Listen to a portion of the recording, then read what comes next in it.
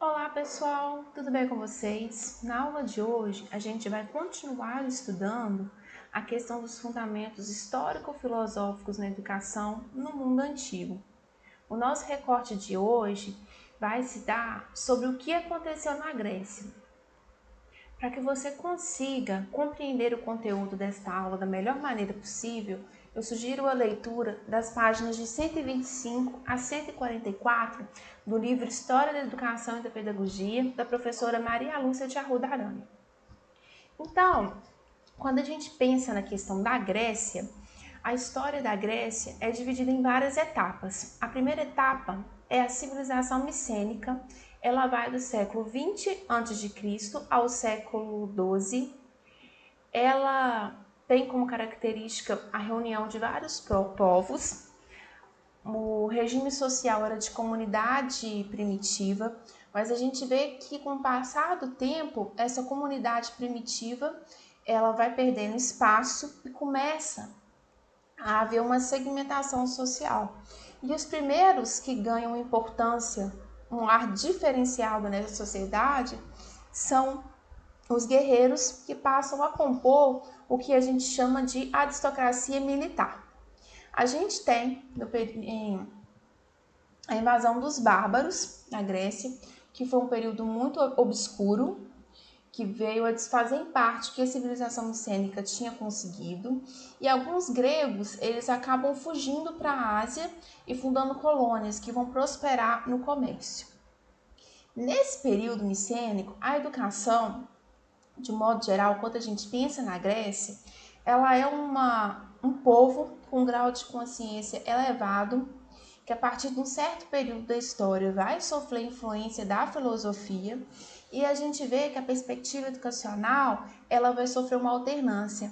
Ora, ela se vê voltada para a perspectiva de formação militar, ora, ela vislumbra a formação intelectual. Então, nesse período micênico, a gente ainda não tem a presença da escrita. Então, a educação ela se dá muito parecida do que a gente viu nas sociedades tribais. Ela é ministrada pela família e ocorre seguindo a tradição religiosa. O segundo período da história grega são os tempos homéricos, que vão de 12 a 7 a.C., e ele é marcado por Homero. Homero ele é conhecido por várias epopeias, as mais famosas são Ilíada e Odisseia. E as epopeias, essa narração de mitos, elas vão guiar os preceitos educacionais do período. Porque através dessas epopeias que a tradição ela recebia uma forma poética, uma forma de narrativa, e ela era transmitida de forma oral em praças públicas pelos cantores. Como eu disse anteriormente, a educação nesse período ela vai sofrer influência das epopeias. A gente vê que ela se ocupa de transmitir costumes, uma língua comum, valores estéticos e éticos. Existe nesse período um tipo ideal de homem. Esse tipo ideal seria um homem de virtude. Mas o que é a virtude para a Grécia nesse período? A virtude é um homem que tem força, coragem, prudência, lealdade, hospitalidade, honra e glória. Esse era o ideal de perfeição de um homem do homem nesse período. Até os 7 anos, as crianças da aristocracia grega elas eram educadas em casa. Depois dos 7 anos, os meninos eles eram enviados para palácios de outros nobres, onde eles iam receber a formação adequada, e as meninas elas permaneciam no universo doméstico. Então a gente percebe que a aristocracia ela vai encaminhar esses jovens para palácios ou para serem educados por preceptores, e a grande massa da população continua sendo educada pela tradição oral, pelo que se ouvia das epopeias. O terceiro período da história grega é o período arcaico, que vai de 7 a.C. a 6 a.C. Esse período ele é marcado por grandes transformações nas relações sociais e políticas, e é quando o mundo mítico, aquele mundo que era narrado nas epopeias, que a explicação para os fatos se dá pela vontade dos deuses, permeada pela religião, ela esbarra numa reflexão racionalizada, ou seja, uma reflexão que vem buscar motivos palpáveis para os fatos, que vem questionar essa questão dos mitos, mas o debate, a questão de utilizar a razão e de se debater para se chegar em um ponto comum. Alguns fatores são essenciais para essa mudança de quadro, que são a escrita, a moeda, a lei escrita, a formação das cidades-estados e o surgimento dos primeiros filósofos. Então, a escrita, como a gente já disse e conversou anteriormente, ela existia de uma forma bem primária no período micênico, mas ela era restrita aos escribas. Com a invasão dos bárbaros, desaparece e ela ressurge entre o final do século IX ou no século VIII a.C., não se tem muito bem certeza desse período de forma exata. Ocorre a difusão do alfabeto fenício, que é um alfabeto bem parecido com o que a gente conhece hoje. E nesse período, essa escrita se difunde, mas ela ainda não é acessível a todos. O que a gente percebe é que ela, como a gente está no período de se questionar os mitos, a gente vê uma prática de escrita que caminha para a dessacralização, ou seja, essa escrita ela deixa de ser restrita àqueles que trabalham com a religião, com os poderes, lá se torna mais difundida. Temos também nesse período, começam a circular as moedas. As moedas elas surgem com o incremento do comércio e é um artifício racional criado pelo homem para haver uma equivalência entre medida e o valor. Ela vem para superar o sistema de trocas e para facilitar a administração dos negócios e do comércio. Outro ponto de extrema importância na história da Grécia são as cidades-estados. Elas vêm causar um impacto, uma alteração na vida social e humana. Nessas cidades-estados, a gente vê que a organização social, os costumes, o que marca essa coesão, deixa de ser marcado pela explicação, pela vontade de Deus, e passam a haver legisladores, pessoas que são responsáveis por fazer uma lei escrita. Então, a lei deixa de vir de Deus para ser uma criação do homem. Além disso, nesse período, a gente tem a Ágora, que é a praça pública, que é onde na Grécia eram levados temas para debate de uma série de interesses comuns. Esse final desse período que a gente está vendo agora, ele é marcado pela disputa da aristocracia rural, que queria a permanência do sistema, e os comerciantes, que estavam em ascensão pelo desenvolvimento do comércio, pela criação da moeda. E a gente vê que essas primeiras leis escritas, elas tendem a favorecer essa classe social que estava em ascensão, que são os comerciantes. Nesse período, como a gente estava falando, a gente vê o surgimento da filosofia. Como a gente tem conversado, a filosofia ela vem para problematizar e discutir uma realidade que antes não era questionada. Essa realidade que era posta na Grécia Antiga, a gente chama ela de mito. E esse mito, que são narrativas de teor fantástico e simbólico, que falam de personagens, de seres que incorporam forças das naturezas, que falam que têm características humanas, dos filhos dos deuses. Essa explicação pela vontade, ela vai perdendo força e a gente vai ver a influência da razão num período bem extenso. Ela não se dá de uma hora para outra, ela é um processo, e esse processo de questionar os mitos e fazer uso da razão chama-se milagre grego e está muito associado ao nascimento da filosofia. Os mitos, eles eram narrados por poetas que eram conhecidos por serem escolhidos pelos deuses para os gregos daquele período. Esses acontecimentos passados eram mostrados para os poetas pelos deuses e permitiam assim que esses poetas vissem a origem de todos os seres e todas as coisas. Então, o mito, essas histórias narradas pelos poetas, eles eram sagrados, incontestáveis e inquestionáveis. Durante o mito a gente tem, por exemplo, um pai encontrando a mãe, fazendo a genealogia. Quando a gente vê a história grega, a gente vê muito essa genealogia dos deuses.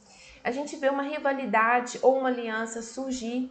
E o mito, é muito importante que vocês saibam, que ele não se importa com contradições, com coisas que não tenham explicação. Ele se embasa de uma narrativa E como esse poeta que narra esse mito, ele tem uma autoridade sagrada, esse mito não é questionado. Então a gente vê que vai surgindo a filosofia e a razão para poder contestar esse mito. A educação nesse período, ela tem uma grande guinada. As primeiras escolas gregas, elas surgem com o aparecimento das polis. A educação ainda é uma educação elitizada, voltada para os filhos das famílias tradicionais ou para os filhos dos comerciantes enriquecidos. E existia na Grécia um termo que chamava ócio produtivo. O que é isso? O ócio produtivo é o privilégio que uma pessoa tinha de que ela não precisava de cuidar da sua própria subsistência. Ela não precisava de trabalhar para ela poder se manter, porque ela tinha meios para tal. Então, essas pessoas que não precisavam de trabalhar, elas podiam ocupar seu tempo com funções mais nobres. E essas funções nobres eram quais? Pensar, governar e guerrear. Tanto que a escola no grego é o lugar do ócio, ou seja, ela era frequentada somente por uma elite, porque não precisava de trabalhar para se manter. Essas escolas, nesse primeiro momento, são voltadas mais para uma formação esportiva porque intelectual. Como eu disse para vocês lá no comecinho, a gente vê a história da educação da Grécia tendo essa guinada ora para o intelectual, ora para a formação do corpo. E essa inversão intelectual, essa preocupação com essa formação intelectual, ela só vai mudar e ganhar força com a interferência dos filósofos. E a gente vê uma transmissão cultural nesse período muito enraizada por práticas coletivas. Quais eram essas práticas coletivas? A gente tem como exemplo o teatro, os Jogos Olímpicos, as reuniões na Ágora, que eram formas de socialização e de troca de conhecimento. O período clássico, ele vai de 5 a 6 a.C., ele é considerado o apogeu da civilização grega, tem como marca a democracia essa que não era acessível a todos, ela era para os homens livres, que eram cerca de 10% da população. A educação nesse período, a gente tem o termo paideia. O que é paideia? Paideia é o ideal de formação no mundo grego. A aristocracia grega é que tinha acesso a esse tipo de educação, porque ela não se ocuparia de posição de serviço, elas tinham direito ao ócio digno. No primeiro momento, a gente tem a preocupação com a formação dos meninos e no segundo momento a gente vê essa formação dos meninos de forma mais integral. Aí a gente tem dois exemplos famosos que são de Esparta e Atenas. Em Esparta, a gente tem uma educação voltada para a formação militar, um processo rígido de formação permeado pelo esportivo e musical. A gente vê que a sociedade espartana ela era uma sociedade que tinha preocupação com o corpo, com a melhoria do corpo. Podemos falar até em uma eugenia de melhoramento da espécie, tanto que a gente vê que as crianças que eram deficientes elas eram descartadas. Tinha preocupação de fortalecimento do corpo das mulheres para que a prole nascesse saudável também. Até os 7 anos, a criança ela era de responsabilidade da família. Depois dos 7 anos, o menino ele ia receber uma educação pública e obrigatória. Até os 12 anos, essa educação ela era mais lúdica, envolvia música, canto e dança coletiva. Acima dos 7 anos, era um treino de cunho militar. E essa convivência dos grupos, ela era supervisionada para ver quem tinha o melhor desempenho, encaminhar os meninos para determinadas aptidões. E era uma educação moral, voltada sobretudo para a obediência, para a aceitação dos castigos e respeito aos mais velhos. Já em Atenas, que é considerado o berço da democracia e da cidadania, democracia essa que não é para todos, como nós vimos anteriormente, ela, ao contrário de Esparta, tem a preocupação com uma formação intelectual, porque eles acreditavam que era o intelecto que garantiria o futuro da prole. No século VI, surgem formas mais simples de escola, e a gente vê que o ensino ele se dá de iniciativa particular, ao contrário de Esparta, que a gente vê a influência do Estado, e ele começa a se dar sobretudo depois dos 7 anos. A mulher ela vai para o gineceu aprender os afazeres domésticos, e os homens eles vão ser alfabetizados, receber educação física e moral. Essa criança homem ela é conduzida pelo escravo para receber esse tipo de educação, escravo esse de nome pedagogo, e ela frequentava uma série de escolas. Por exemplo, o pedótriba era a escola que ensinava a fortalecer o corpo, o domínio de si mesmo, além de dar a formação moral e estética. O citarista era a educação artística em geral. E o mestre das letras eram os professores menos valorizados, que recebiam os pagamentos mais baixos, eram pessoas humildes e que eram responsáveis pelo ensino de leitura e escrita, que até esse momento não era valorizado. No entanto, com o nascimento da filosofia e sua difusão, a gente vê uma troca nesse quadro, porque a filosofia ela passa a exigir que a pessoa tenha uma melhor formação intelectual.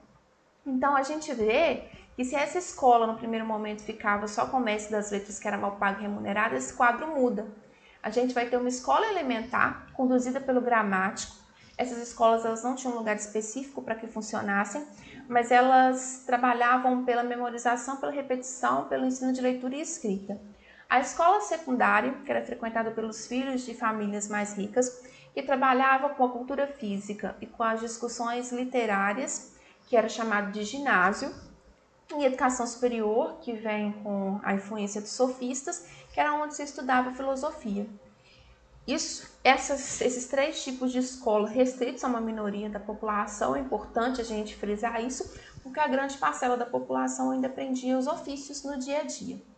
O período helenístico, que vai de 3 a 2 a.C., é o período de decadência política. A gente vê que as cidades e estados, ao longo da história grega, ora elas se unem, ora elas rivalizam. A gente vê um período de disputa entre essas cidades e estado. A gente vê Roma dominando a Grécia.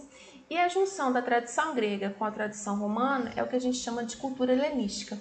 Nesse período, a educação ela abandona o ideal da paideia para se voltar a uma educação que a gente chama de enciclopédica, de cunho mais geral. O ensino elementar ainda continua sob a responsabilidade do gramático. Já o ensino secundário, ele vai se voltar ao ensino da retórica, das 7 artes liberais e para o aperfeiçoamento da filosofia. E posteriormente a gente vai ver que vai ter influência também da teologia cristã. Então, gente, na aula de hoje a gente passou um pouquinho sobre os períodos da história da Grécia, falamos sobre as concepções de educação que marcam esse período e como que a evolução da sociedade, os quadros, a influência da filosofia vão impactar nisso. Na próxima aula, a gente se adentra mais na questão da filosofia e a gente vai falar um pouquinho sobre a questão de Roma. Eu espero que vocês tenham compreendido o conteúdo. Caso vocês tenham alguma pergunta, alguma dúvida, não deixem de me procurar para esclarecê-las e aguardo vocês na nossa próxima aula. Tchauzinho, gente!